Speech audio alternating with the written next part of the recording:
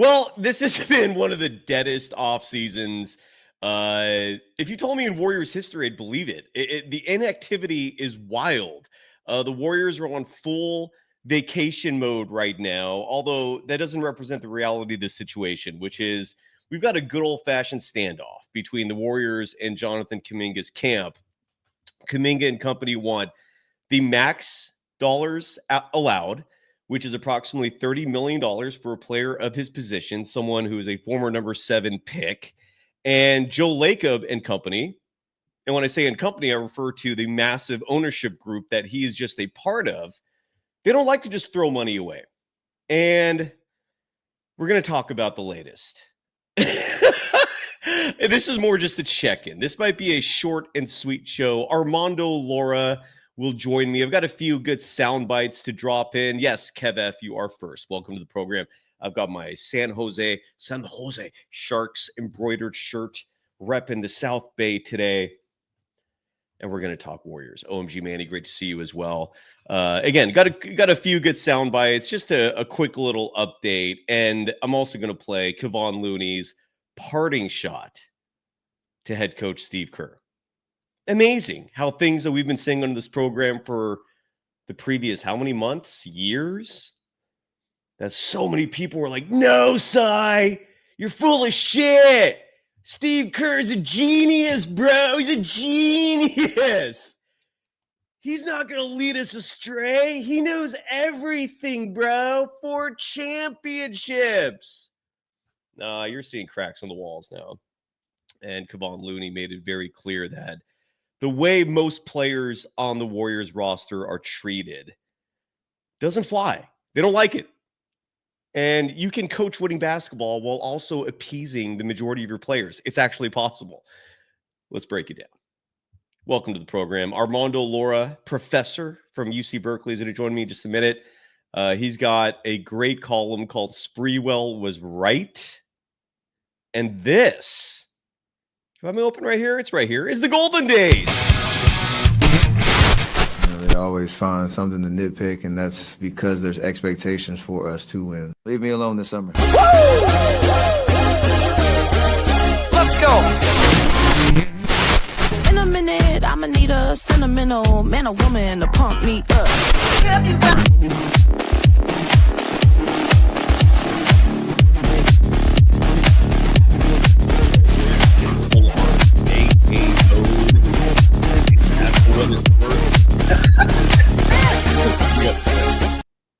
Welcome to the Golden Days. I am your host for the afternoon, for the evening, whatever the time is you're watching. My name is Cyrus Saatsaz. You can follow me on Threads and Instagram at DogWild. OMG Manny's graphic was on display the entire time there. That is unprofessional on my part. Again, Threads and Instagram at DogWild. On Twitter, my handle is at Surf Journalist. The program on both platforms at Golden Days Pod. I see Armando Lara in the green room. He's setting up. He's going to join us in just a second. Before I bring Armando on the program, let's give some love to the sponsors of this operation here. And even before I do that, a friendly reminder, while we're in the summer months, we have some slots open inventory-wise. If you're interested in sponsoring this program, it's how we do this. We need to make money to survive. So you can be a part of it as well. Sponsor one of the fastest growing Warriors programs, clearly the most accurate Warriors program. We try to have some fun here, and we try to show some love to the people who support us financially and otherwise. And if you want to be a part of it, email warriors24pod@gmail.com. Again, warriors24pod@gmail.com. If you want to be a part of Golden Days, again, an awesome operation. I hope it's awesome. I guess it depends on the perspective of you, but nonetheless, we are welcoming new sponsors right now if you're interested, so you can get the kind of love that I give to decades. A fantastic cover band. This is a beautiful summer in my book, weather-wise, and maybe that's highly insensitive given some recent national tragedies in places like Texas. Forgive me for that. At least here in California, the weather's been unbelievable this summer. I personally have not felt the heat waves, the endless humidity that has been the more prevalent temperatures and weather gauges that we've been experiencing lately. This has been a nice summer from my perspective. Again, please forgive me if you don't feel the same way. And when the weather is amazing like this, that's when you got weddings. That's when you got birthdays. That's when you got anniversaries. And if you're a business, this might be the best time to get your group together, show them a good time, and play some live music from them from a group like Decades. They are a cover band, and they play everything from the 50s to today, from Chuck Berry to Katy Perry. They're Eddie D, the former 49ers owner who won 5 Super Bowl. They are one of his favorites. He actually hired them to play at his Montana compound.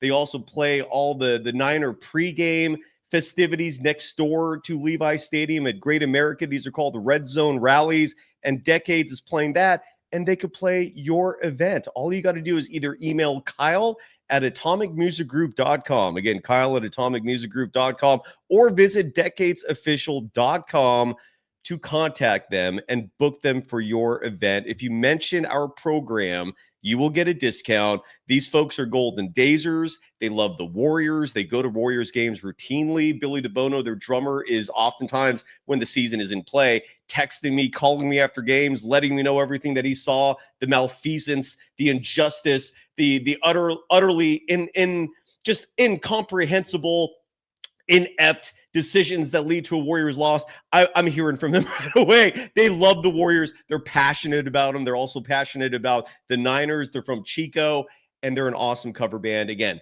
reach out to either Kyle at atomicmusicgroup.com or decadesofficial.com. You can follow them on Instagram and Facebook at Decades Official. Today's episode also brought to you by BetOnline, the world's most trusted betting platform.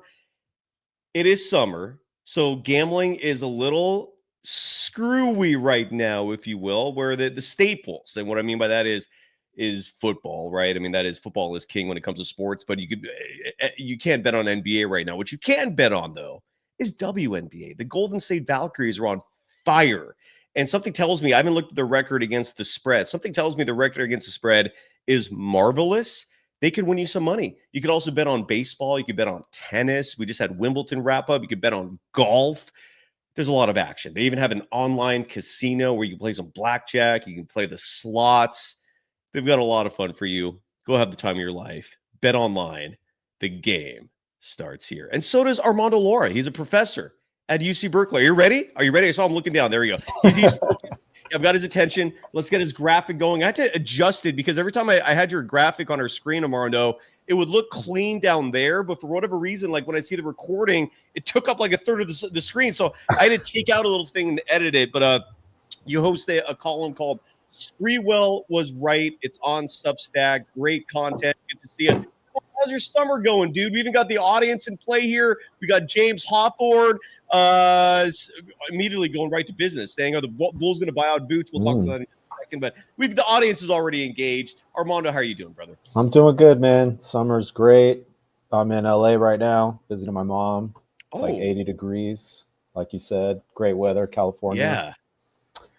About to have a drink soon. Yeah, dude. Some summer libations.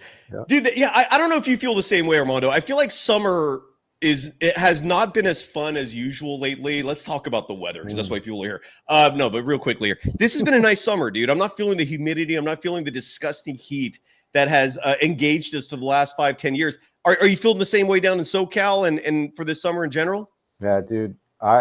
People who live in other parts of this country shit all over California, like, you know, it's because they haven't been here during the summer. Basically, is what's happening. Like, this is the place to be. I love it here. It is. If you can afford it, it is the spot. And we've definitely got our problems as well. Earthquakes scare some people away. We've had fire issues. I think we're starting to get that under control a little bit. Yeah, dude. California, proud to call it home. And I hope everyone else is. Yeah. That's why all the NBA players own homes, or they spend their time in California in the summer. I mean, yes, sir. Like, yes, sir. Way more in southern than northern.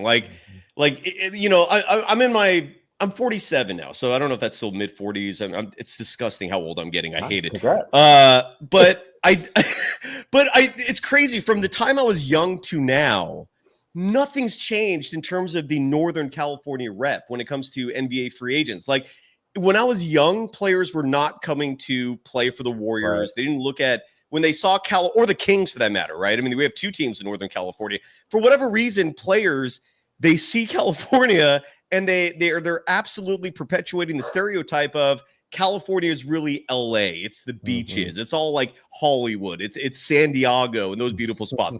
Like, they just ignore the whole 2/3 of the state, man. It's pretty wild, at least to me. Nothing's changed after all these years. It's been that way, and they tried to change that a little bit when they were recruiting Dwight Howard, like about, what was that, 12 years ago or something like that. They thought that they got the meeting with Dwight Howard. I don't know if you remember that. They blasted that all over. I do. It hasn't changed.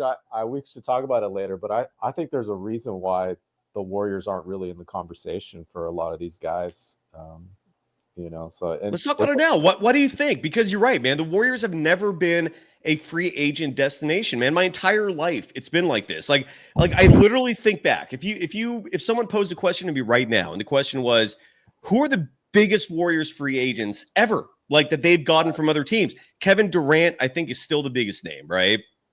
Andre Iguodala, I would probably put number 2.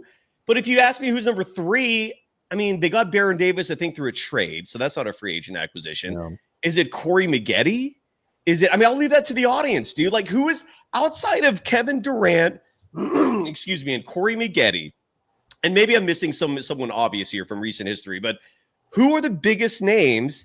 I think your cousin Armando Andres Milian in the chat saying David Lee. Didn't he come though as a through a trade, or was that a free agent acquisition? I mean, it might have actually been a free agent gray area, right? Like guys kind of pushing their way to a place is the rep you want.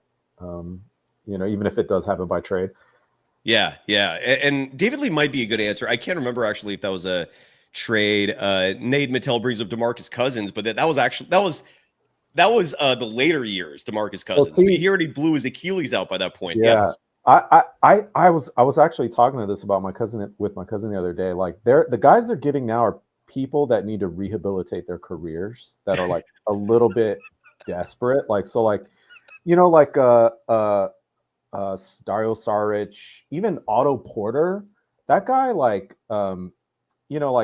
it looks good in retrospect, but that guy was like going to be out the league because of injury concerns, and he was out the league the next year. And last year, Melton, that guy had huge, these are guys on their last legs of their last contract, really, gambling that the Warriors is a place where they could rehabilitate. The guys that have options, and this is why I'm a little skeptical on the Horford thing, the guys that have multiple options have not historically chosen the Warriors. And in part, I think it's because, there is a system here with the Warriors, and there's it's hard to be guaranteed minutes in this system because they have their guys. They have, why would you commit if you're Damian Lillard or Horford, and you might go and they might not be competitive, or they might not have a guaranteed role. So why not just wait until they need you or something like that? And Kyle Anderson is who I thought of immediately, right? Mm-hmm. They got him a year ago, and he was DNP'd left and right. You're right. But even before Steve Kerr, even before this current madness, NorCal's just never been a spot that players have looked at it. It's just, and every time I've talked to players and asked them about it, the response is always this: it's sleepy, it's quiet. like San Francisco and the Bay Area does not have a reputation for nightlife, for the action, for I don't mean to be crass here, but if you're a young man in your early 20s and you got something on your mind, right? It's pretty obvious. I don't know if the Bay Area is your number one target. Maybe I'm wrong on that. I don't know. Yeah, that remind Kevon Looney said his entire family lives in Walnut Creek. It's a little bit of a family town. Like even San Francisco, people that recently, it's become a very, very young family oriented place. It's like that, and that does appeal to a certain kind of player. Older. You're right. JK in the chat's adding the weather might play a part in it. And look, this is not necessarily a warm weather destination, relatively speaking, compared to most markets. In the winter it is, but I also get what people are saying. This is not like, people aren't here wearing next to nothing on a day-by-day basis, going to the beach, focusing on nightclub activities and stuff like that. This ain't Miami. This ain't LA, and this also doesn't have the nightlife of New York, nonetheless. So it's a huge reason why when the Warriors, for whatever reason, fumble the bag with a player, it's why I always get a little extra pissed off about it, because you can't squander opportunities. When you have the chance to bring in a high-quality player and you're not an ideal destination for free agents, you don't squander those opportunities. And I always bring up like 3-4 years ago, a player that, I never brought this dude up as an example of someone I really love. It was more so his value as an asset. And I'm going back to 2020-21 with Kelly Oubre, and they let him go and got nothing back, right? And he was making approximately $15 million a year.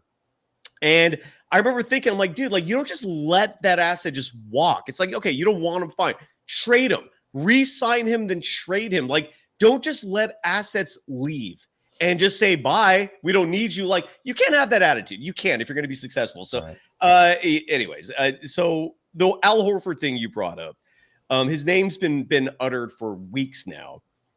Mark Stein, a longtime NBA writer, columnist, and so forth, credible. And he's got a Substack just like you, Armando, just like us as well. The Golden Days Substack is @DogWild, just like my Threads and Instagram handle. Mark Stein is repeatedly, week after week, keeps writing that he thinks the Warriors are going to get Al Horford and DeAnthony Melton. But the fact that nothing has been locked down is a little sketchy. And why don't we start, since we're talking Al Horford, why don't we start by playing this soundbite? I do have some sound and some clips I want to play for the audience today. And Mark Spears just a couple days ago provided an update on Al Horford. And again, the fact that he's not signed yet is a little concerning. And why don't we hear from longtime NBA journalist? Hell, he's a Hall of Fame NBA journalist. The dude's literally in the Hall of Fame. Here is Mark Spears. He was recently on ESPN explaining the latest on the Warriors front office, and more specifically in this case, Al Horford. And then obviously the one that everybody's worrying about is Al Horford. Like, what's going to happen with Al Horford? You know, Golden State obviously expected him to sign last week. He didn't. Lakers, Milwaukee, Atlanta, I believe, are also interested in a nearly 40-year-old guy who also has retirement on the table. Right. He's still considering retiring. He's not in any hurry. He's got a 6th kid coming on the way. He lives in Atlanta and Boston in the offseason. But I'm hearing that whether it's Golden State or, lesser extent, if it's the Lakers, like, being away from his family that far isn't going to be in that decision. But keep in mind, know who I think is going to be in this decision? Who? His 10-year-old son, Ian. Okay. He just started traveling with Al on the road like 2 seasons ago. Kid loves basketball. I know he's like, Dad, Steph Curry, Dad. Like, all the kids love Steph Curry, man. So I know that. I could see Ian convincing his dad to keep playing. Tim, let me ask you this. Shout out to Ian. What is the market? And shout out to Ian. I mean, look, if Al Horford's 10-year-old son is the reason why we get Al Horford to the Warriors, great. It was kind of crazy how at first he was like, Al Horford has all these connections to the East Coast. He has like 2 homes there. He goes, but the distance won't matter. And at least I was thinking going, it won't? Okay, whatever you say. And then he brings up his 10-year-old son as being a potential factor to Horford going to the Warriors because his son's a Stephen Curry fan. That might be the first time I've ever heard someone's child playing a part in a free agent coming to the Warriors. Side note, if my information is correct, Al Horford just welcomed his 6th child into the world. Congratulations to the potential future Golden State Warrior. But that is the latest in Al Horford. There's nothing otherwise.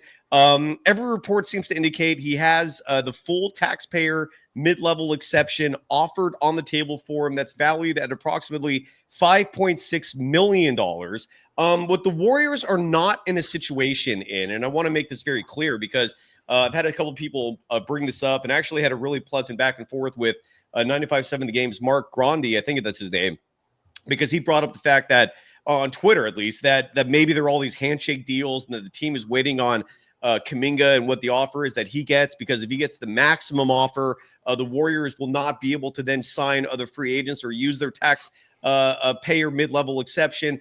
And that's not true. the Warriors have mapped it out mathematically where regardless of what Kaminga gets, even if it's the max amount, which is approximately $30 million, that's what the CPA is set up for when it comes to Kaminga, former number 7 pick. You factor in, I think, what he has 4 years experience now. There's a calculation for that. There's a certain amount that he can't go over, and that amount is approximately $30 million starting next year, and that number can go up on an annual basis. So my point is, the Warriors are in a position where, in theory, they can use their taxpayer mid-level exception now to sign Al Horford, and they won't be screwed over if, like, another team offers Kaminga the max that he can get, which is $30 million. They are not in a position where they could be hamstrung by another team using restricted free agency to give Kaminga more than what the Warriors can offer. The Warriors can match anything and still use the taxpayer mid-level exception. Will it be incredibly tight? Hell yeah. But they've got brilliant, their accounting team is brilliant. Their cap team is brilliant. Because if you, in case you folks forgot last year, I don't know if you remember this, Armando, the Warriors at times had 13 players on their roster, and they milked that week by week, right? Like NBA teams have a certain amount of weeks where you can dip below 14 players on your roster and go to 13. And each week you're at 13, that's a salary you're not paying, right? And so there's all these crazy little ways you can finagle your cap math to make it work where you get Kaminga and use the taxpayer mid-level exception and use a veteran minimum. And that's where DeAnthony Melton, JK in the chat, I think, wrote that some report, and this could be conjecture strictly, but that DeAnthony Melton said no to the Lakers. I think he's come to the Warriors. I don't know what the holdup is with Melton other than maybe there is a handshake place there where the Warriors have told Melton, look, if we can get Kaminga for less than $30 million, we'll give you the difference, right? Maybe there's something in place like that. I don't know. But this is where we're at. Nothing's happened yet. The Warriors are the only team in the NBA that have been completely inactive this offseason, which is kind of wild, but they also know what they're doing. I see exactly what the plan is here, and I'm not hitting panic buttons at all. I think they want to bring Kaminga back, and I think Al Horford and DeAnthony Melton are their two signings. That's likely what's going to happen. Who knows what actually does happen, but this is where we're at. A great update by Mark Spears. Armando, I've been talking a hell of a lot here. Your thoughts on all this stuff? Yeah, so first, wasn't Mark Spears a guest of your show one time? He was, right? He multiple times. He's like, I try to bring him on annually. I have a few guests like that once a year. Yeah, they show up. Yes, Mark's a friend. That was Mark's a friend of the program. Yeah, thanks, Armando. I remember I went to a game once and I saw him at Chase, and he just does the rounds, man. He's got like a nice suit, crazy glasses, and he's like talking to all the women around and, just like doing the rounds. He's like holding court. It's pretty cool. He's a social butterfly. Dude. Yeah.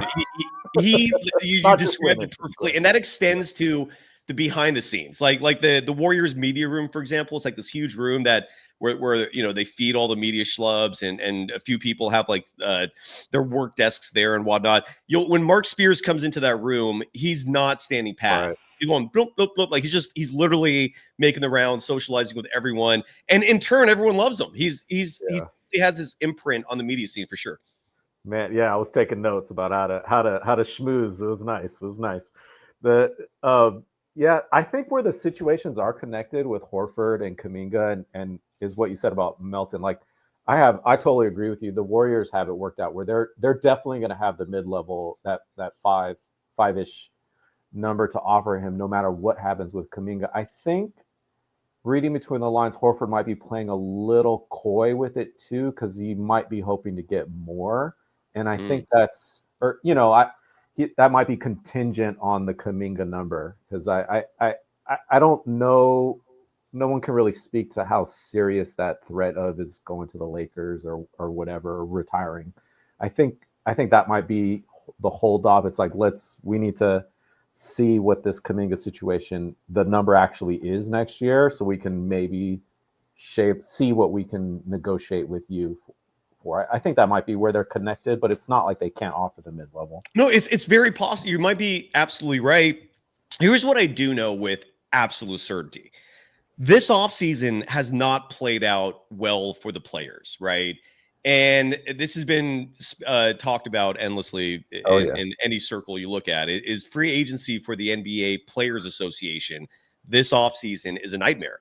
You're seeing players not get the money they want. You see restricted free agents having zero market. It's not just Kaminga. It's also Josh Giddey. I think it's Quentin Grimes is in the mix. I think the shooting guard, who I keep forgetting his name for some reason, that with the Brooklyn Nets, the guy who can put up points like it's nothing, but defensively, maybe it's another story. Point is, there's a few restricted free agents out there who have no market of any kind. You have free agents who are getting lowballed left and right. And what I could tell you with absolute certainty is, whether it's Ben Simmons, who was brought up in the chat as a potential Golden State Warrior, whether it's Chris Boucher, whether it's Bol, whether it's Seth Curry, whether it's DeAnthony Melton, whether it's Al Horford, every single one of these players expected a hell of a lot more this offseason than the veteran minimum, take it or leave it.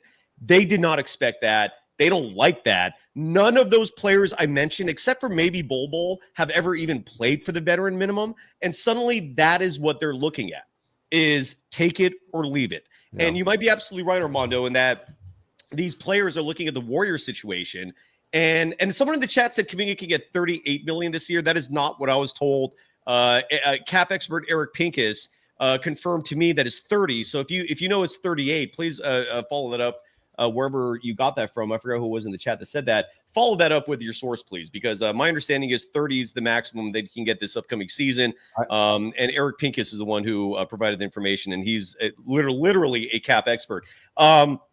Nonetheless, that's the position that the players find themselves in. And maybe they are looking at the Warriors situation and going, well, if Kaminga can somehow end up getting, or maybe if they can come to a compromise, right, where Kaminga settles for $25 million a year, right? And I'm guessing the Warriors want him to say yes to something closer to 20. And if that's the case, that's laughable. Kaminga will not say yes to 20. I'm guessing he'd rather sit out than accept 20. So let's say 25 is a number you can come to an agreement with. That extra $5 million is now extra money for these prospective free agents. And maybe they're waiting for that. Maybe they're also looking at other teams and waiting for similar scenarios to emerge. But the players are not happy. They are bitter. Like Seth Curry was interviewed in Tahoe, like the annual golf tournament that they have up there, where Charles Barkley, Stephen Curry, and Steph's whole family shows up for that. Seth was interviewed about possibly playing for the Warriors, and he didn't rule it out. He said his brother wants it, his family wants it. He already considers himself a member of Dub Nation because of rooting for his brother all those years. But he's also never gotten the veteran minimum, and he made it very clear that that he's waiting and seeing to let the market play out. These guys don't like the veteran minimum. Most, like Dario Saric, for example, is a player who, right, I think he's going to make nearly $6 million this upcoming season. And that 1 year with the Warriors, he did not. Remember how long that took for him to agree to that? These guys don't like stomaching and settling for less, and for good reason. But that's where we're at right now. And the Warriors, again, they're playing this game of chicken with Kaminga. And there's a lot of names out there, and that's why the Warriors are in no rush either.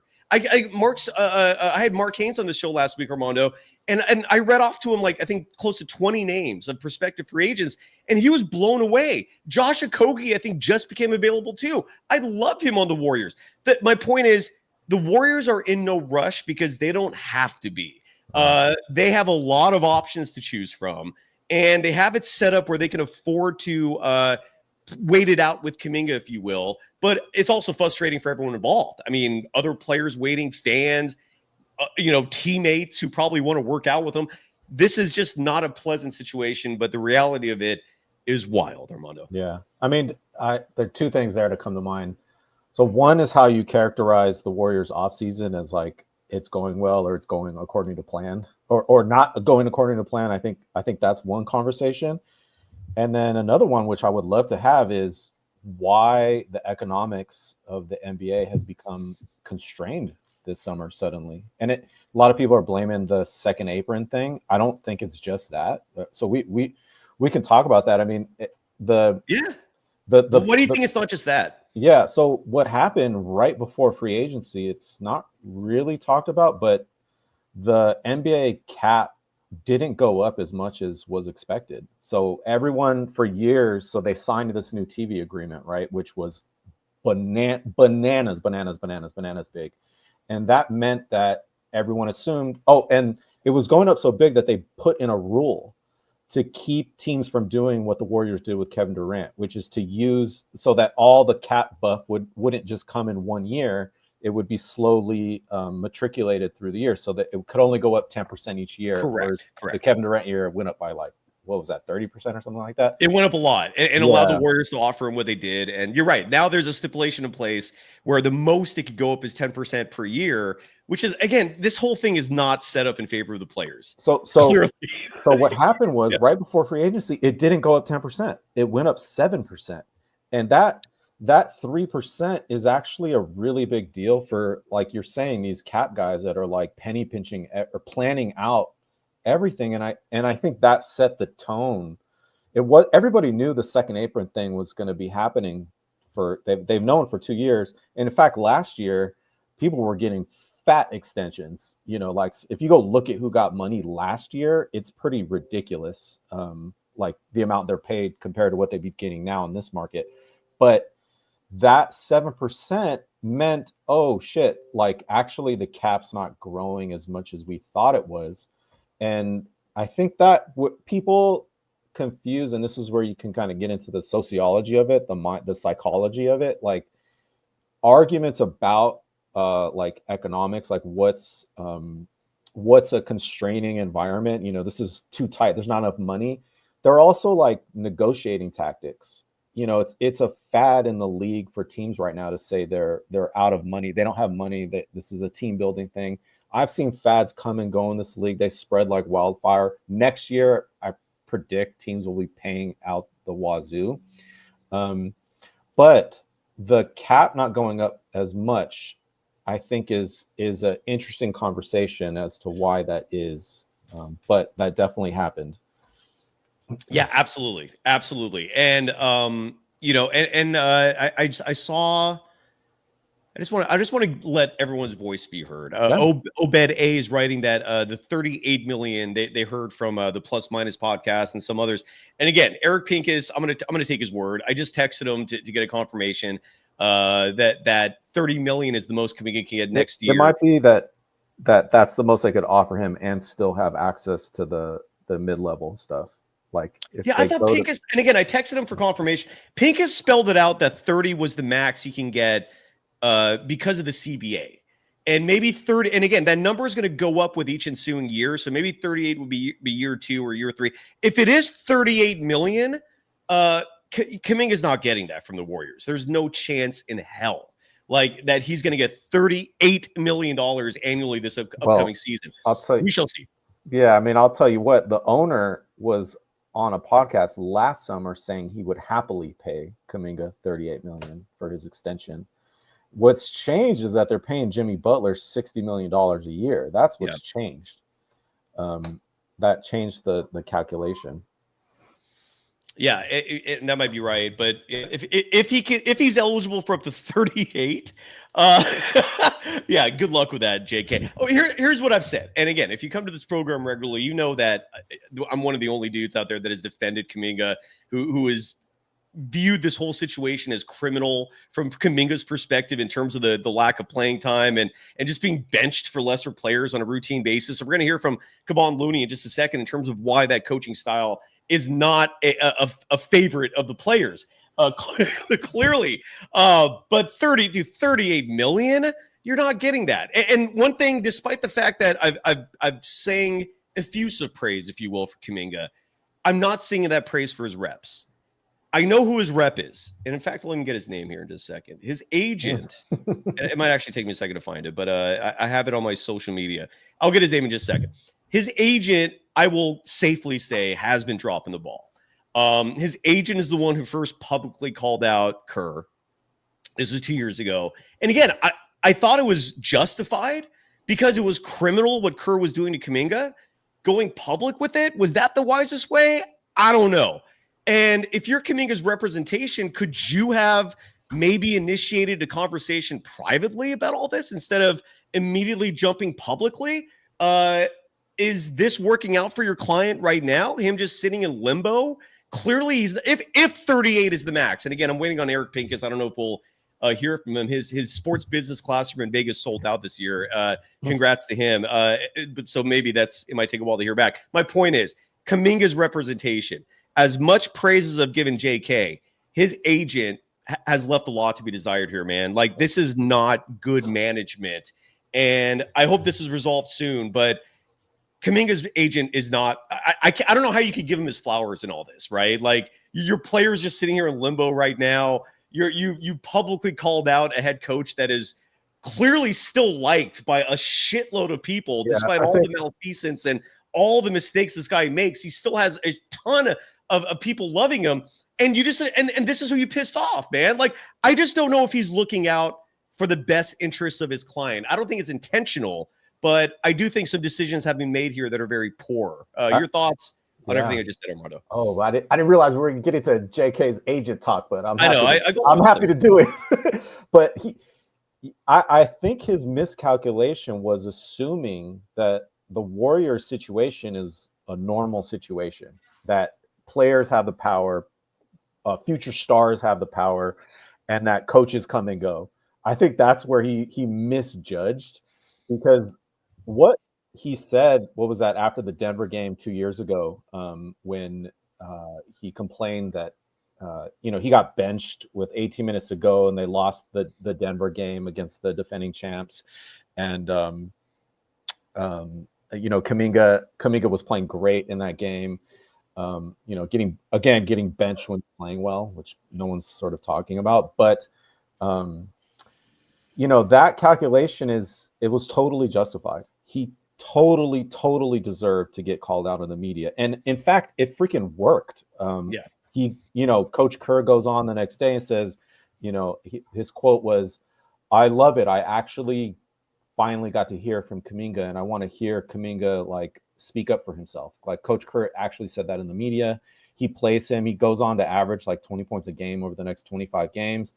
But that's like served Kaminga wrong in the past, like since then, right? Because he didn't judge his own client. How is his client viewed? His client is viewed as someone who didn't go to college basketball to play for the plantation system they got over there. He went to the Ignite mode. The plantation system. He went on his own.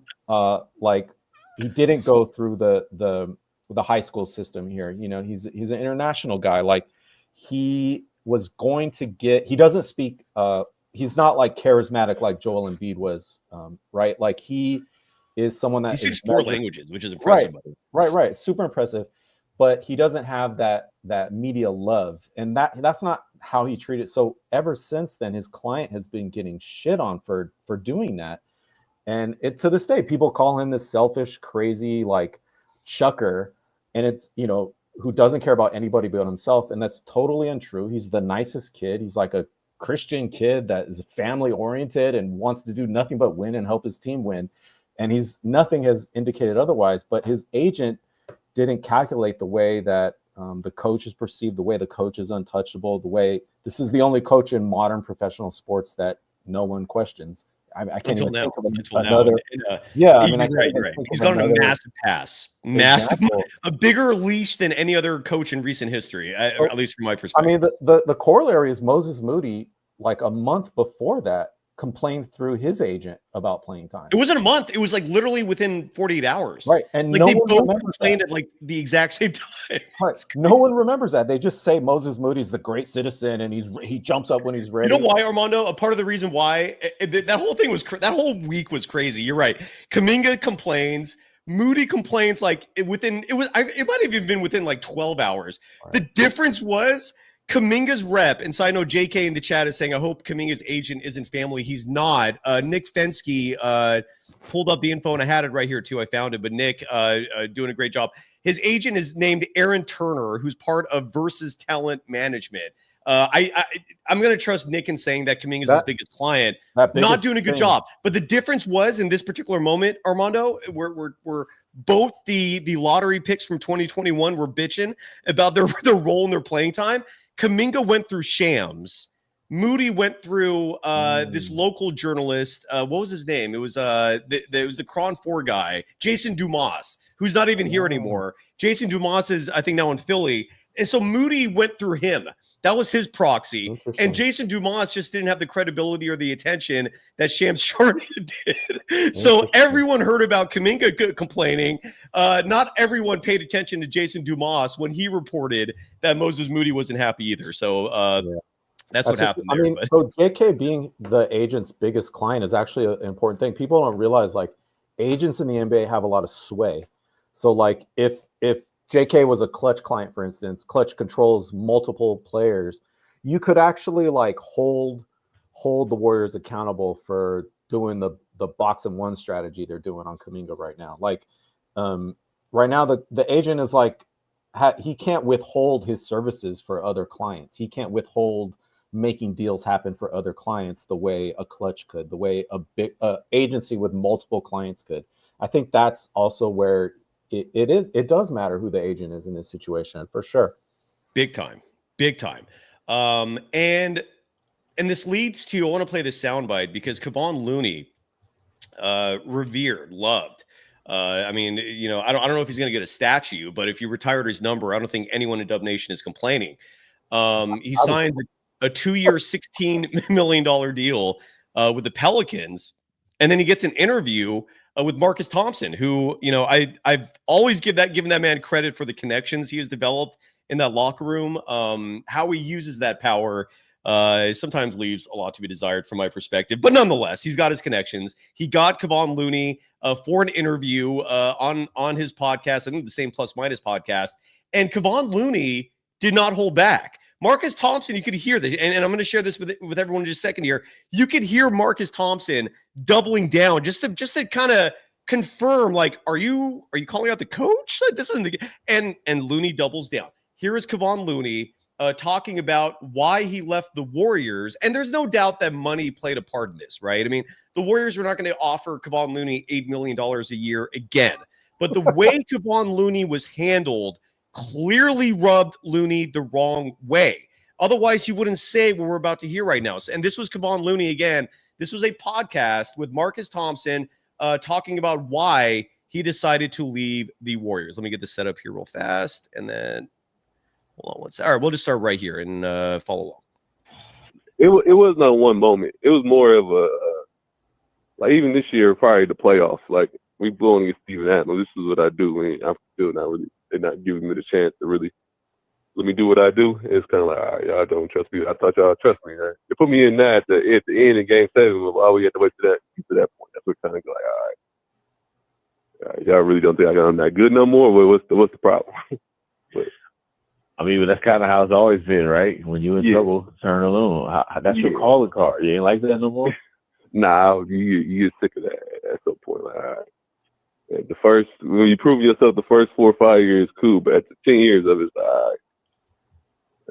either you either trust me or you don't. I think and there you go. You either trust me or you don't. Ramona Shelburne reported this masterfully, and we had her on the show a few months back, reiterating what her report revealed, which is that players hate this level of treatment, right? And you heard Marcus Thompson right there, like doubling down, saying, dude, like, you like this, right? This is who you've always been. No, I don't like this. I was cool with it early in my career, not in year 10. Why are you waiting until Game 7 to play me? And Jonathan Kaminga is thinking the exact same way. Moses Moody's thinking the exact same way. Everybody on that Warriors team, not named Stephen Curry, is thinking this way. Maybe Jimmy Butler isn't yet because he hasn't experienced it, and he's got an incredibly long leash from the moment he got here, and for good reason. I mean, he's a star. He's one of the game's best players. But if you're not Steph, if you're not Klay Thompson, if you're not Jimmy Butler, I don't think it matters with Draymond Green because he's not an offensive player. Like, he doesn't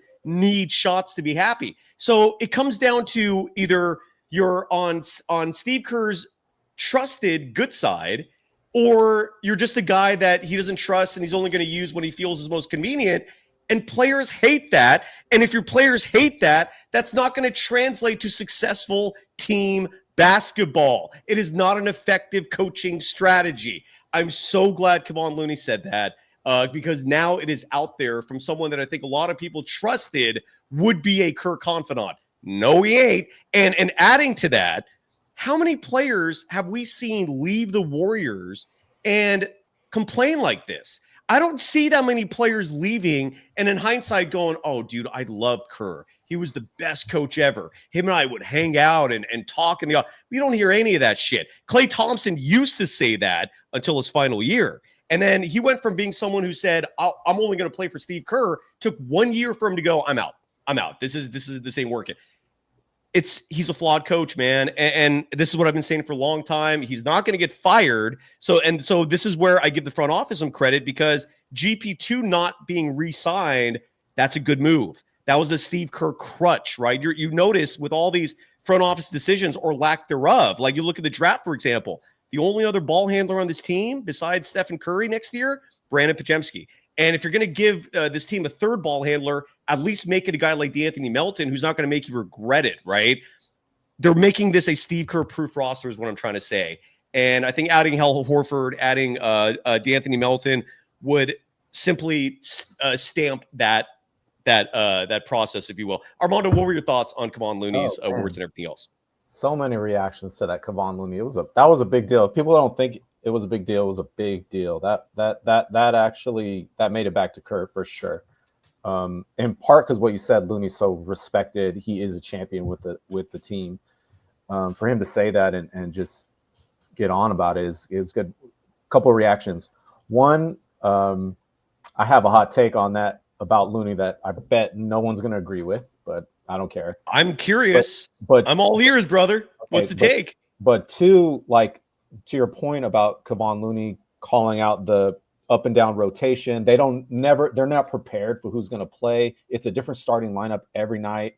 It's different minutes every night. They have no idea what's going on. You're right. Ramona Shelburne was on your show on pointing out how disastrous that's been for the development of players, not having defined roles. Kerr just searching. His method of coaching is, I don't need to coach these guys. I'm just going to throw out different combinations and just see what works, throwing shit at the wall, basically. Instead of adapting to the players you have, the best players you have. That would be the other way to do things. But last year, Kyle Anderson was riding the pine. I saw that guy staring into space, not knowing why he wasn't playing. No one's talking about Trace Jackson Davis riding the pine at the end of the year. Before that, Moses Moody riding the pine. Can I interrupt 1 second real fast? Only because there's no sound of this, but Trace Jackson Davis, like a lot of Warriors players, are at Summer League, and he was asked about Kevon Looney's comments, and he doubled down. He said he understood it, and that it's not easy for him either. And his minutes, I think, went down in year 2, right? Trace Jackson Davis. He was DMP'd for games. Yeah. And what happens? This is my cousin Andy's point all the time is he just plays the best guys in the playoffs when he has to, and they've been riding the pine all year long.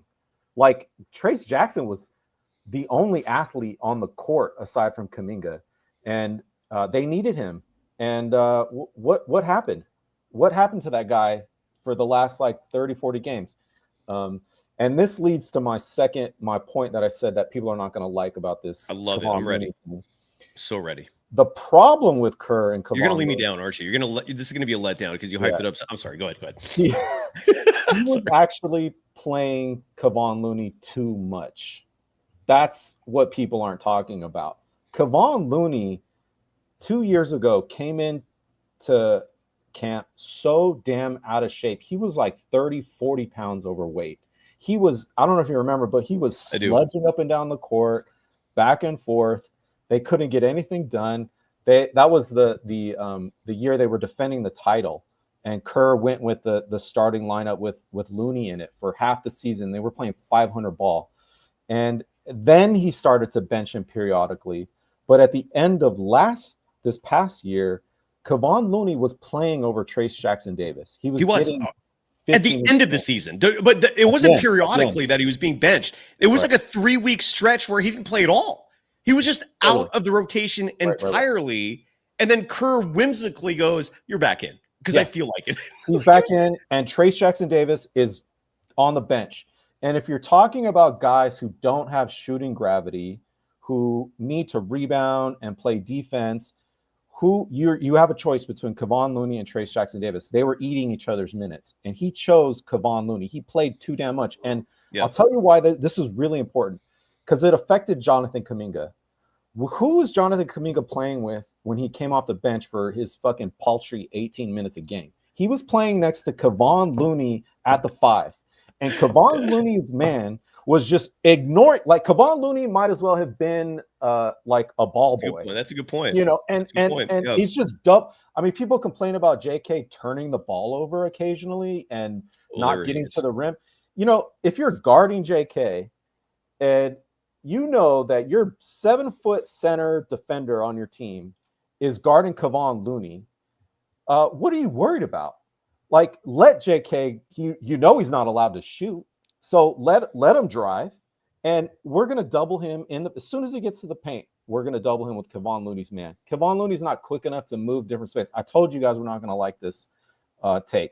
But no, I think it's an astute take, man. I don't think you're off base at all. It's the thing that people love about Kevon Looney is those offensive rebounds. That was, he got in the 2022, he got all those offensive rebounds. That was good.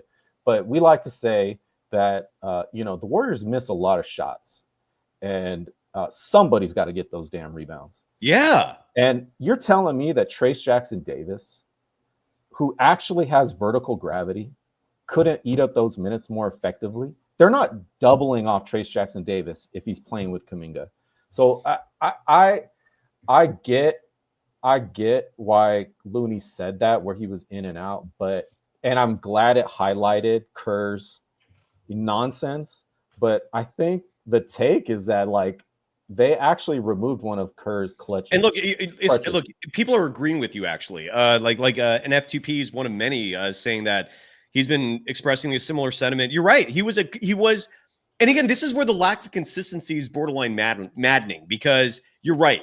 Kevon Looney, when he played, was a Kerr favorite until he wasn't. And then there would be stretches where he wasn't a favorite of Kerr's, and he was out of the rotation, and then he was back in the rotation. And then one game he was a favorite of Kerr's, and he get 35 minutes. Next game he wasn't a favorite; it'd be 10 minutes. And before you're thinking in your head, well, it depends on the matchup. It was against the same team. No, it's insanity. It is pure and utter incompetency. And Joe Lacob again.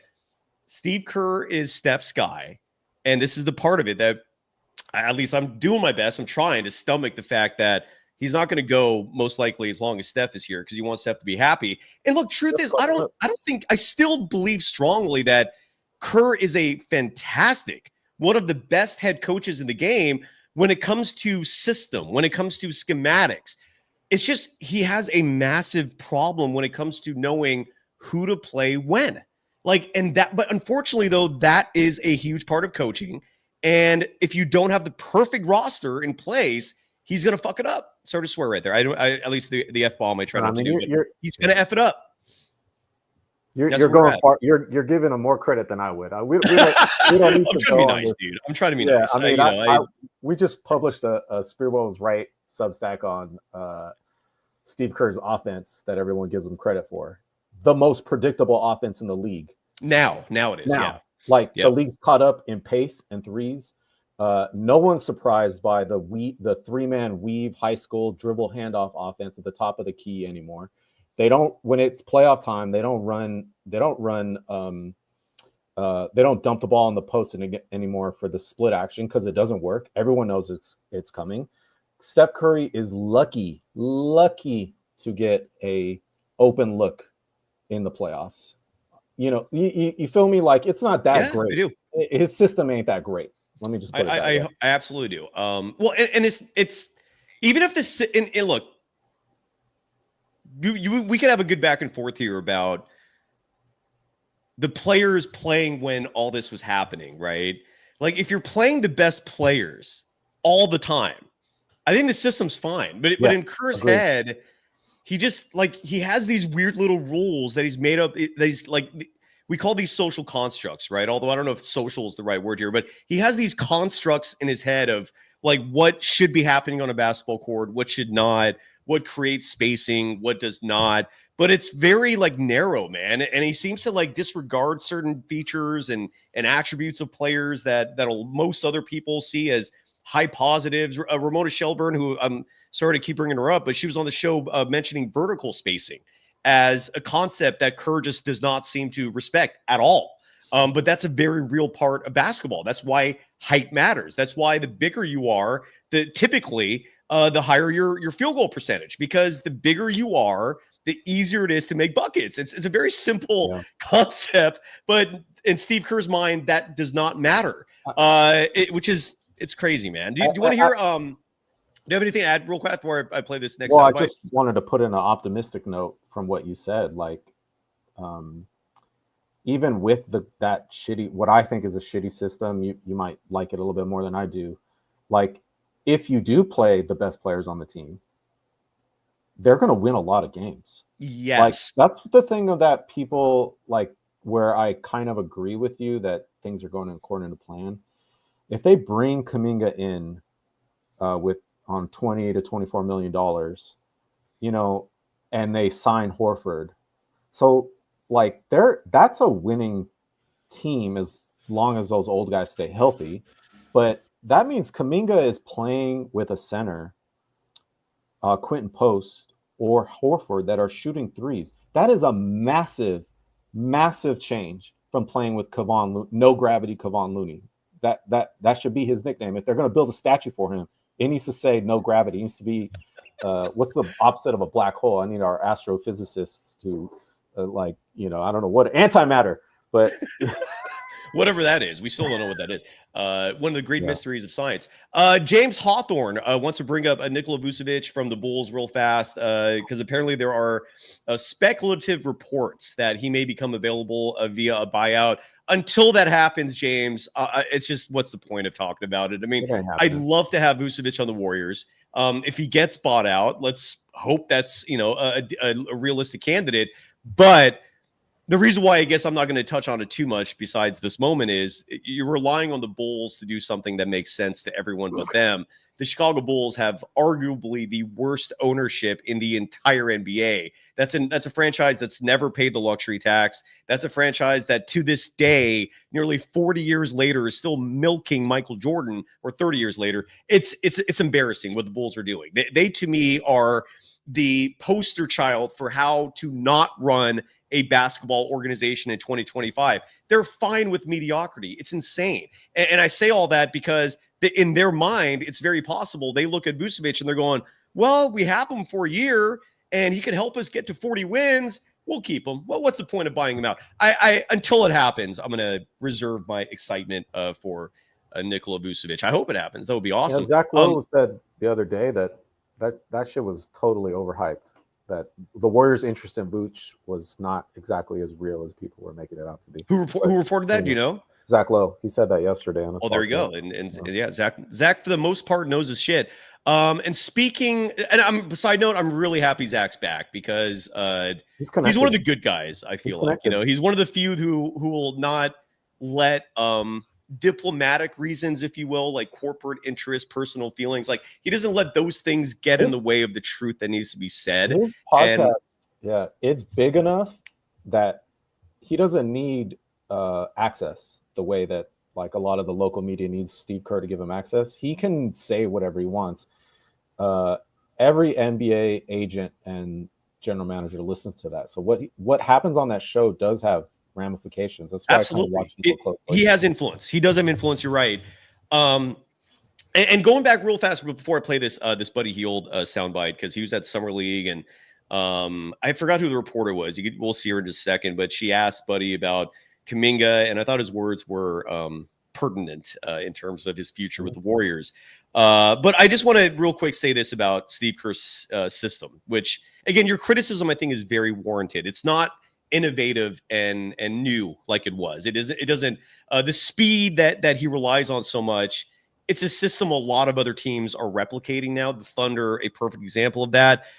With that said, and I'm not taking away from Stephen Curry, because ultimately to me, this is all Steph. Like Steph is what makes all of this work. But the system, if he had just played the right dudes, would have won another championship. You know what I'm saying? Yeah. Like that's the only reason why I'm not going to fully hate on it. Like in other words, if Kaminga was actually treated like, excuse me, like one of this team's best players, they're winning a title. I believe that firmly, man. Do you agree or no? If they played 30 minutes, Moses Moody as a fucking shooting guard, JK as a small forward, and Trace Jackson Davis as a center, the Warriors would have another title. On that note, let me real quickly, instead of Buddy Hield, let me play this Moses Moody soundbite because you just called him a shooting guard. And I was going to save this for a little later, but we'll play this now. Moses Moody was interviewed by some social media influencer. The guy puts people on a ladder and tries to guess their profession in 2 minutes. All right. It's a gimmicky, simple thing, entertaining. The guy has nearly 1 million followers on Instagram, at least. Beyond that, I don't know what he does or who he is, but Moses Moody became one of his contestants, if you will. And let's learn a little bit about Moses Moody and the shooting guard reference. You'll understand why I'm playing this in just a second. Here's Moses.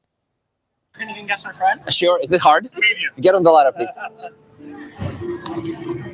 Where did you go? Get on the ladder, please. On the ladder. What's your name? Moses. I will guess your job in 2 minutes. If I fail, you walk away and you never tell me what you do. Welcome to the career ladder. Hope you don't have to hold your ladder, cause it's time for the career ladder. Could I do this job?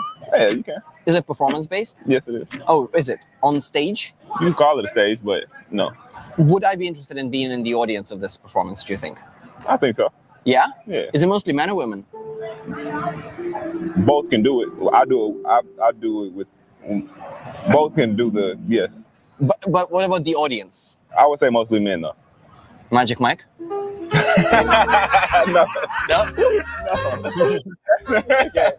Is it physical? Yes. Maybe an athlete of some kind? Of some kind. Is it a team sport? Yes, it is. Is there a ball? There is. Wait, where are you from? America. Basketball player. Yes. Moses Moody, a shooting guard for the Golden State Warriors. You like that? Shooting guard for the Golden State Warriors. These players care about the positions they play for.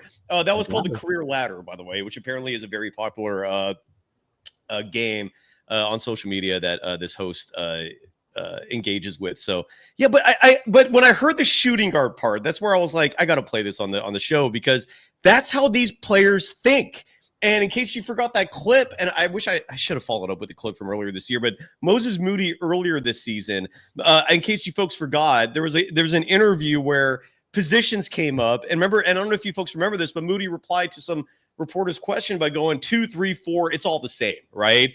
And 2, 3, 4 referring to the positions on the basketball court, 2 being shooting guard, 3 being small forward, 4 being power forward. Moody very publicly saying, in Steve Kerr's mind, that's all the same. That's not how players feel about it.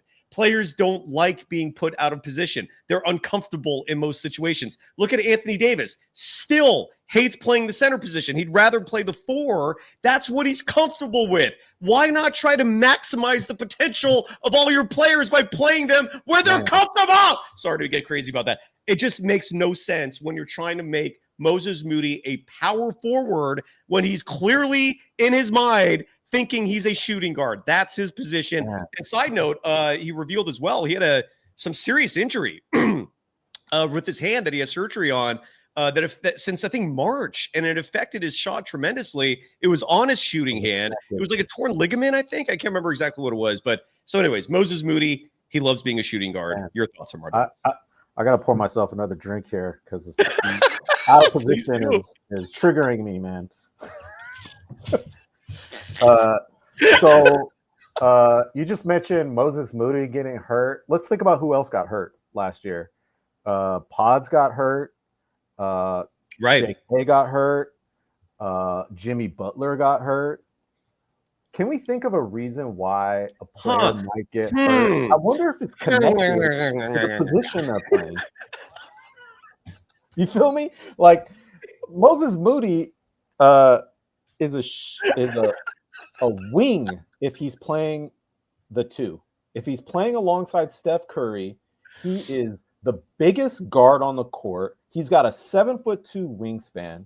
But if you play him at power forward next to 3 other guards who all can't stay in front of their man, who all need a double to come help them, and he's expected to rebound at the 4 position. They did this to Klay Thompson too, by the way, old Klay. They put him at the 4 on defense. And that is a recipe for. So what this is, if you play ball, you know what I'm talking about. Those of you who play ball, like when you're overmatched at your position, you're being guarded by a bigger, batter, faster player. So batter as in better. You have to push more. You're stretching more. You're digging deep more. Why do you think guys are getting injured? Like, I mean, I'll talk about this all day, but there's a reason why Moses Moody was not shooting well in the playoffs. There's a reason why Pods was not shooting well in the playoffs. They're being played out of position, being guarded by guys that aren't supposed to be guarding them. Correct. 100% correct there. Someone in the chat brought something up that I want to ask you, Armando, because I thought it was awesome.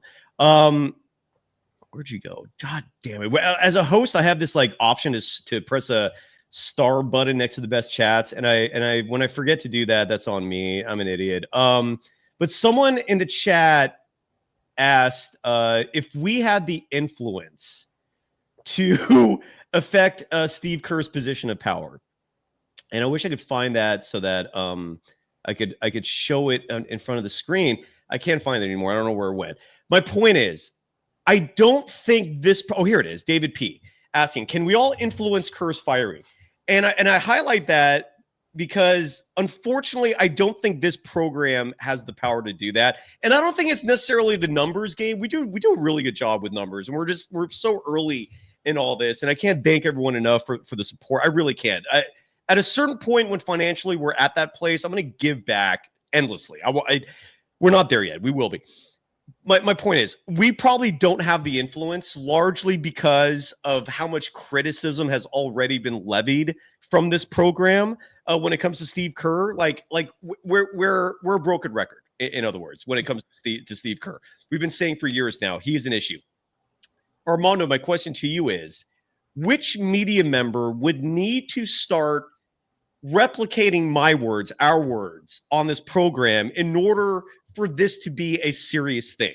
In other words, which media member needs to start coming out and saying, this is a Steve Kerr issue, before Joe Lacob himself starts thinking, all right, now this guy's saying it, now I got to take it seriously, because I ain't it. I don't think most people are it. Is there anyone, Armando, in your mind in the media who has that sway?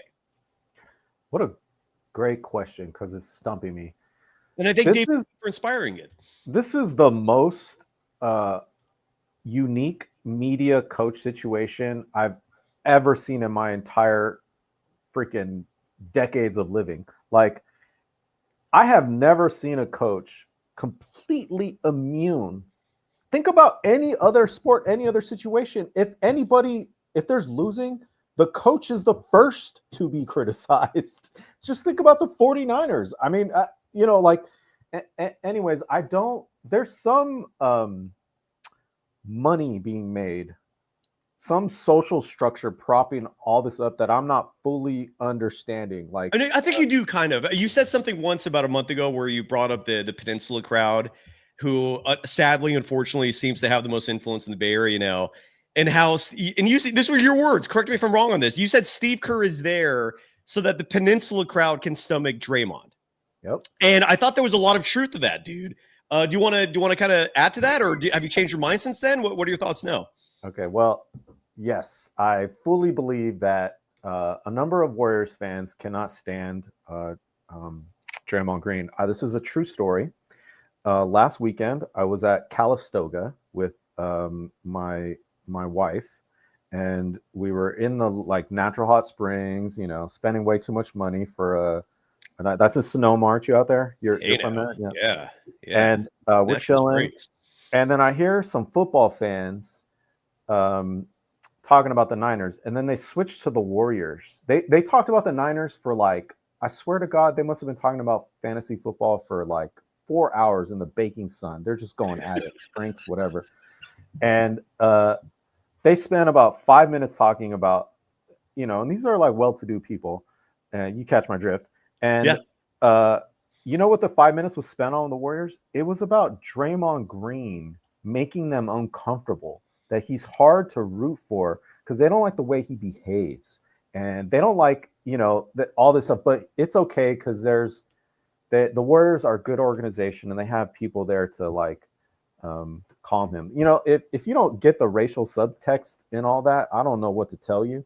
I'm not going to get too deep into that, but Steve Kerr is serving a purpose. And what's interesting about that, that's the same purpose he served his whole career. Yeah. He was on the Jailblazers. And before that, he was on the Chicago Bulls, which is one of the most, how do I put it? They're gritty. They were gritty. Oriented cities. And you had Dennis Rodman. You had a Michael Jordan gambling. You had a Scottie Pippen. Like, you know, like you needed someone to like do the translation, be the ambassador for the team for a certain kind of fan base. And I still, you need to look a certain way to fit that bill. And Steve Kerr does it. He shares culture with the media. They love, oh, he's like a drinking buddy I had in college, you know, all this kind of stuff. And you know, he calls me by my first name. He remembers my name. The media, they love the guy. Yeah. So I think, yeah, I don't care. I don't say it. Yeah, that's why I appreciate your show, because you're willing to let me say crazy shit like this. But thanks, man. Someone in the chat brought up Tim Kawakami. And look, Kawakami is connected. I don't know if he's influential, but he is connected. Someone else said Bill Simmons would need to do a 3-hour podcast on it. You're on the right path. I think it needs to be. It would take a lot, man. Kawakami's got a book deal with Steve Kerr. I guarantee. Watch this. After this is all over, that fool is definitely publishing a book with insider access. Because he's getting everything that comes out. It comes out first from him. Then there's a Steve Kerr interview saying the same thing. And then he's obviously on a like nightly text with that guy. So I when I listen to Kawakami now, it's like I'm listening to Steve Kerr. That's and again, respect to Kawakami, man. He's been doing this a damn long time. But I don't know if I just don't know if he has the influence where if he just wrote a column that was like Steve Kerr is a problem. I think if anything, you just get like resistance to him. You'd have the other media members suddenly going, whoa, take it easy, buddy. This is Steve Kerr you're talking about here. I want to play this clip real fast as we start to wrap it up here. I didn't realize it's been going over an hour, dude. Damn. Had no clue. Here, Buddy Hield was interviewed at Summer League, and there's been a lot of these interviews taking place. Mike Dunleavy Jr. was interviewed, and sorry I don't have that soundbite or that video clip for you, but I did tweet out and thread out some of his words.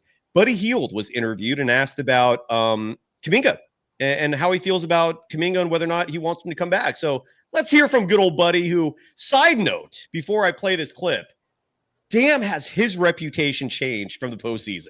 If anyone came out of that postseason outside of Jonathan Kaminga with a whole new level of fandom and respect, I'll put it to you this way. If Steve Kerr announced that Buddy Hield was the starting 2 guard now for the Golden State Warriors, I don't know if I'd hate it. I don't support it, but I don't know if I'd hate it either, because he had some great games in the postseason. Correct me if I'm wrong on any of this, Armando, and I'll hear your thoughts after we play this clip. But here is Buddy Hield, who, again, masterful Game 7. I'm never going to forget that, Buddy, talking about Jonathan Kaminga. I want to ask you about Jonathan Kaminga. I know his deal is still up in the air at the moment, but he fell out of the lineup in the rotation when Jimmy was traded. But then when Steph got hurt against Minnesota, he stepped up and he played extremely well. How much did you appreciate the way he handled himself in that moment? I mean, he's a worker. We all know JK can play, and we would love to have him back. And we just can't wait. It's out of our control. Whatever the front office him, we have to talk about, negotiate about. But he's a special talent, and I think everybody in this league knows he's a special talent. And I hope that he stays, and I hope that we can go on this run together. And I think a lot of us hope the same thing. Any thoughts, Armando, from Buddy Hield singing praise, basically? Buddy Hield, in his exit interview, said, quote, Jonathan Kaminga is the hardest worker on the Warriors. End quote.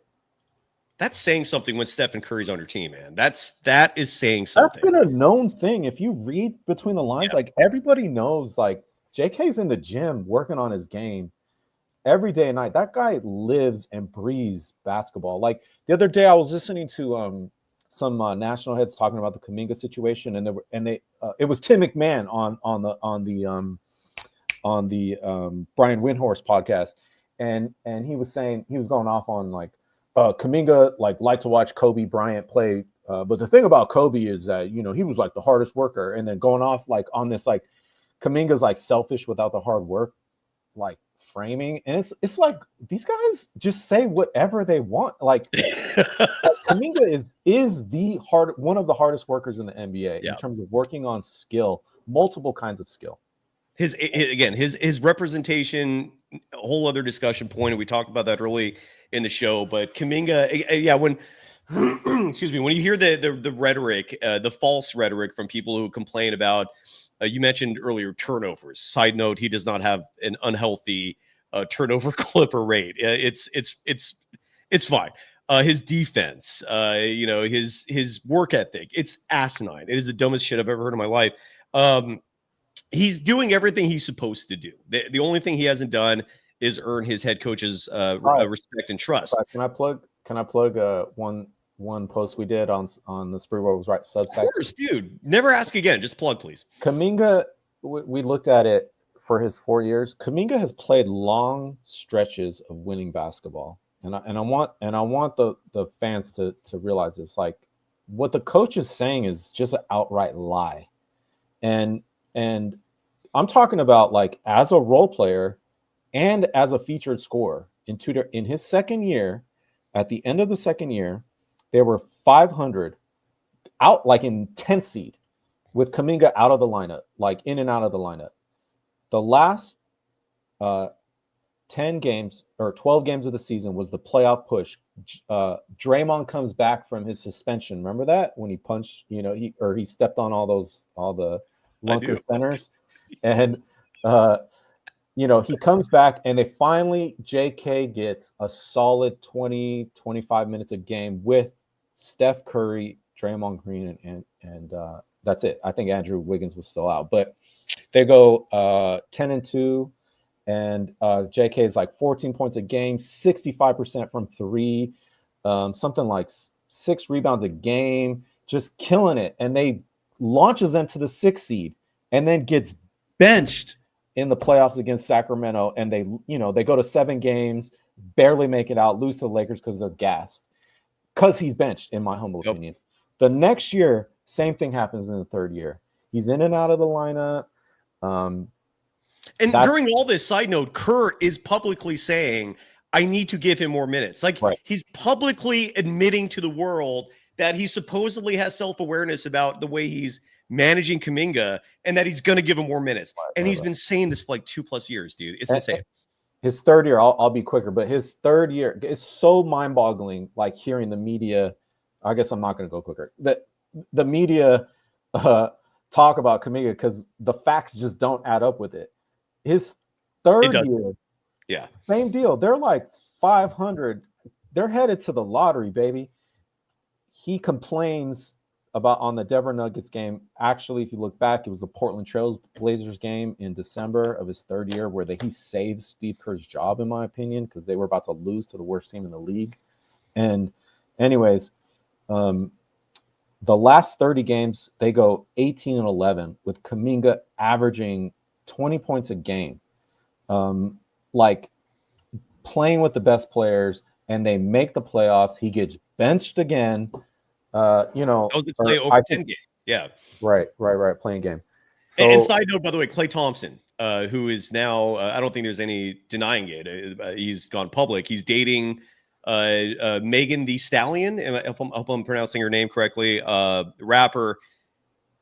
Good for you, Klay. This is the only message I'll give to Klay. Good for you. You've clearly understand what LIVIN means. There should not, and how do I phrase this in the best way imaginable? There should be an intervention if she's wearing a ring.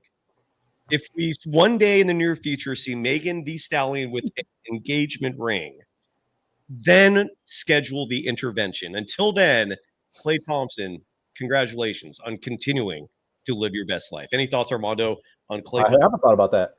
Klay is what's the word about marrying rich? Klay is peanuts compared to her. I'll tell you this: Klay's last contract got paid out in crypto. that guy was upset his last year with the Warriors for a damn reason, because he wasn't going to get paid. The Warriors never offered that guy a contract, just like they didn't Kevon Looney. So he went out and found another contract and then pretended like he left on his own accord. And now who's he dating? He better hope he can marry her. And he better hope that he gets, they don't sign a prenup. That's what I'm going to say about Clay. Who's, do you know who Lucky Trey's referencing for KJ? Like saying KJ is a good player. Who's he referring to? Does he mean JK? Yeah, he's referring to you're talking about that Sacramento when he got benched. Nah, man. Yes, he basically what happened was he was standing in the corner. You can go find the highlight. I remember that. And there was a rebound that went his way, and he didn't react to it. He reacted slow. The other team got it. He got benched, and we never saw him again. One game. And Lucky Trey, let me. I remember this now vividly. And Lucky Trey, this has been a point of consternation for me for years now with Kaminga. When you say he played bad against Sac, what you really mean is he had a bad possession. And the problem is, and this has been a massive issue, is Steve Kerr with a lot of players. It's not just Kaminga, but it's a lot of players. He looks at one bad possession from a certain player and goes, "You're out. I can't stomach that." Oh yeah. Then he looks at this at a bad possession from another player, and in this case, we could use the two examples being Kaminga and Brandon Podziemski. Kaminga has a bad possession, like you said, and that play was a bad possession, but it's one possession out of 200 in a game. Oh, Steve Kerr reacts, goes crazy, yanks him out. Brandon Podziemski has a bad possession. It's all right, kid. I have faith in you. And the double standard with those two is one of many issues. Lucky Trey, I don't think I'm approaching this black and white, man. If anything, judging a player from one possession is more black and white than looking at routine, rash decisions like that are negatively impacting the individual and the team. I'd say that's a little more black and white to just immediately assume that Steve Kerr is fine in all this, that he made the right decision. I saw someone else in the chat earlier bring up, and I lost it now, that Steve Kerr has 9 rings and he's a winner. He's allowed to lose. Look, he was allowed to lose in 2020 and 2021. He got grace during that period for damn good reason. The grace he's getting these last 3 years, unacceptable to me. He's had teams that have underperformed, that have underachieved, and it's largely because of him. And the 9 rings thing, again, are we going to call Robert Horry someone who deserves more credit than Jordan for having 7 rings? He was a role player for all of those teams. He was a guy that came off the bench and played 20 minutes. He was the Buddy Hield. And maybe that's disrespecting Buddy Hield because Buddy Hield plays defense. It's ridiculous. The 9 ring thing is ridiculous when he got 5 of those as a role player. And then 2 of those as a head coach with the most stacked teams imaginable. That's black and white to immediately just jump to the conclusion. 9 championships. He deserves this massive reverence and cushion and forgiveness. Come on, man. Like focus on some nuance here. Let's not paint in broad strokes about individuals and people. That's at least what this program I try to be about. Sorry, what I like to say to those people is do you give JK credit for the 2022 championship ring? I mean, he started postseason games. Well, but if you don't, and Moody. If you don't, which a lot of these people don't, then Steve Kerr doesn't deserve credit for a lot of his championships. Now you're being logical. See, and that's where you're not going to win with these folks. You can't bring logic to the Kaminga hate discussion. Someone mentioned Gilbert Arenas has been Let's talk about that. bashing Kerr lately, and I'm literally looking at an episode from a week ago that's all about it. I got to check that out. Gil, good for you. We're going to finish lighter note, and this lighter note comes in the form of a clip where Jimmy Butler is called a Republican, and we're not going political, I promise. It's just a teasing how funny this clip is. And I've seen the dude interviewing the subject. The subject is Blake Griffin. He brought up Jimmy Butler, and that alone was enough for me to play this clip because the clip itself is comedy. Blake Griffin, we're going to see a very different landscape next year in the NBA in terms of broadcast, teams and crews. Nick Fensky in the chat, side note, was the one who made me aware of the fact that Brent Barry got hired, I think by Amazon. I forgot which one, to be a commentator again. So you're going to see a very different landscape next year in terms of media content. And Blake Griffin, I think, is going to be one of the new stars from a NBA media personality perspective. And he was interviewed, and he brought up Jimmy Butler, among many things. I just thought this was funny and a good way to close out the show. So, and I forgot the name. Do you know this guy? This guy's name? Is it Adam Friedland? It's right there. This guy supposedly is a burgeoning star, and I get it. I've seen a few clips of him. He's funny. And here's Adam Friedland interviewing Blake Griffin, where at one point, yes, Jimmy Butler's name was evoked. So sit back and enjoy. How many Republicans are in the NBA? All of them. 17. 17? Yeah. Who's Jimmy Buckets? Probably. I don't know for I sure. kind of feel like he's got a little Republican. Does he get pub vibes? He's a little bit like pull yourself up by your bootstraps. Yeah. I was an orphan. Yeah. Has the demographic changed in the NBA? Like, did you notice Still that? mostly black.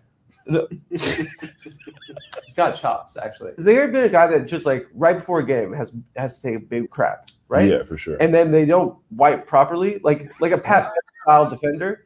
And like, can you imagine like how annoying it would be if Pat Bev just like smelled like poop? One time, I'm not gonna say who, but a guy had dreadlocks, and I'm guarding him in the post, and he kind of banged, and the dreadlocks just engulfed my face. So you smell like a hobo? We actually don't say that. We say unhome. Less. DeAndre Jordan. Yeah, less than a home. Who is it? It's not DJ. That's your boy. No, I'm not gonna. I just said I'm not gonna say his name. Kenneth Faried. It was Kenneth Faried. You're good. Was it Kenneth Faried? Dude, type Was it shit. Kenneth Faried? How many Republicans? All right, there we go. And Kenneth Faried, former Summer League invitee by the Golden State Warriors, wherever Kenneth Faried is.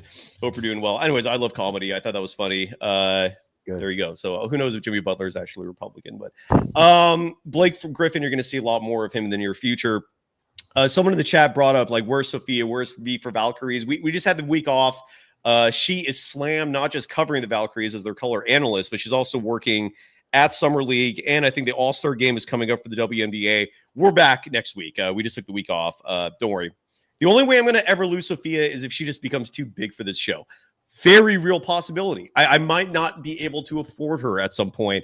But for now, yeah, she's here. I'm going to do my best to never lose her. We'll be back next week. Tomorrow, Sam Gordon of the SF Chronicle is going to join the program. He's going to join us live from Vegas. And that's where we're going to really talk about Summer League, because we didn't even touch on that today. The Warriors have a lot of young players playing in Vegas right now, and we're going to get a nice synopsis, a good recap from Sam, in addition to everything else going on in Vegas. Armando, you have a fantastic column. It's called Sprewell Was Right. Yes, referencing Latrell Sprewell getting choking out PJ Carlissimo, and you're saying he was right. I have a hard time disagreeing with you, other than I don't want to advocate physical violence, but sometimes people are just pushed to that limit. I don't know what you want to say about that. You have, again, Substack, Sprewell Was Right. People can follow you at least on Threads at Mando_man10. Anything else you want to promote? Any stories coming up? Just floor is yours, man. Promote away as we wrap it up today. We'll probably be writing this week about the direct line from Anthony Lamb to Klay Thompson to Brandon Podjanski, and the minutes they ate up on the team. Just highlighting everything that's gone wrong to ruin the twilight of Steph Curry's career. We fully believe this team was capable of winning a championship. And so, yeah, if you vibe with that, come check us out. If not, it's all good. There's plenty of media for you to watch. If you disagree with it, it's all good. There's plenty of media, no doubt about that, man. Media proliferation is the thing. Sorry we didn't talk about Jeffrey Epstein. I know that's what's on everybody's mind, but we're a Warriors show. But I feel like I'm doing my part just by bringing that up. All right, and I think that's it. Is there? I like your smirk, brother. You get what I'm doing there. Is there anything else we should be talking about, or are we done, Armando? Is that it? I would encourage people to go check out, the Marcus Thompson interview with Kevon Looney, because before that, on Plus Minus, he talks about his take on what's happening with the Kaminga negotiations. Ooh. And I think it's pretty instructive as to what's going on. Happy to get into it, but I encourage people to take a look at that. It's if they want to know like where things are actually at right now. what Mark Stein has repeatedly, I've never seen anyone get aggregated for reporting absolutely nothing, but that's how dead in the water this offseason has been for the Golden State Warriors. But he keeps repeating that he thinks Al Horford and DeAnthony Melton are going to be signed by the Golden State Warriors, in addition to Jonathan Kaminga getting re-signed. If that happens, folks, I'm ecstatic. I did not think I would become like the voice of optimism for those covering the Warriors, but I will be. I think that is a winning offseason, because if they bring Kaminga back, side note, some people, like, there's one dude on Twitter, for example, the guy's like in his 20s, and he's like, he came out of nowhere, and he writes for, I think, Clutch Points or one of these comical publications, and he's out there trying to become the next Shams.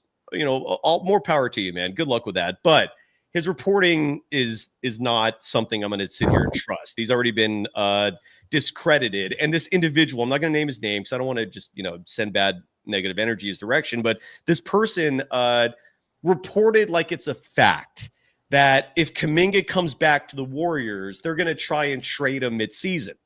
And that's ludicrous, dude. Like that is not something that teams don't think like that in general.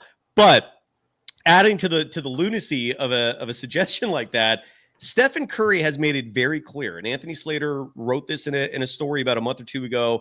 Stephen Curry said, words out of his mouth, emphasized, he doesn't want to have distractions next year. He wants to have a distraction-free season. This might be the last opportunity Steph gets to realistically pursue a title as the lead dog on an NBA basketball team. Do you really think the Warriors are going to go into this with other trades coming up, with the media every other day asking about where Kaminga is going to go? You think they're going to want Kaminga coming in and just playing half-ass basketball because he knows he's going to go somewhere else? That is ludicrous. That is not the reality of the situation. The reality is Kaminga just wants to get paid. The Warriors have a value that they see in their mind for what he deserves, and they're far apart, and they're playing a game of chicken right now. It's going to get resolved at some point. But if the offseason, when it comes to a head and everything's finally resolved, if the offseason result is Kaminga, Al Horford, DeAnthony Melton, and what the Warriors have now, brother, I'm telling you, this is a team that could very easily compete for a championship. I like Chris Boucher better than Al Horford. He gives you more length. He's better defensively. He's in his early 30s, not his late 30s. Al Horford turned 39 recently. I prefer Chris Boucher, but I don't hate Al Horford. Health permitting, I think that team is a very legitimate title contender, because Kaminga is also not going to be misused. You pay that man $30 million, $25 million, whatever it is. Steve Kerr has said it as such. He's not going to the treatment up until this point is not going to continue. Steve Kerr has even reiterated that. And I think common sense at this point is just so overwhelming that it's going to prevail. I love this offseason for the Warriors if that's how it plays out. I have no predictions, though, because I have no clue what's going to happen. Armando, your final thoughts on that. What is your prediction for what's going to happen with the Golden State Warriors, and anything else you want to add before we go? Hey, man, JK is the real deal. And Warriors fans like to shit on the guy. At least I would say 60 to 70% of fans like to shit on him. And if the dude plays, this team is going far. If the dude is getting 18 minutes a game, like he in and out of the lineup, then we're talking a different scenario, which is also why he's not going to get traded, because the front office is not trading away this future undervalued asset when you got these $60 million Supermax players that ain't taking you nowhere. Consider the alternative situation. Mid-year they're in the 10th seed, and they got 35, 36, 37-year-old players making $60 million a year, and they're suddenly nobody wants to take them as trade assets. So Kaminga's also not getting traded if it goes bad. Yeah. So that yeah. So We shall see. And again, the moment anything happens, we're going live. But regardless, join us again tomorrow night. Sam Gordon joins us live from Vegas. Sophia's back next week. Armando's a regular guest of the program now. Thank you, brother. And you can subscribe to his Substack. Sprewell Was Right. One more shot before we go. What are you sipping? Mescal. Oh, dude. Yeah, one more, please, for the road. The people have to see it. I have to see it. Cheers, brother. Hope everyone's having a great summer. Armando, thank you, man. I sincerely, from the bottom of my heart, thank you. Thanks to everyone. I think we're done. That's it. Bye-bye.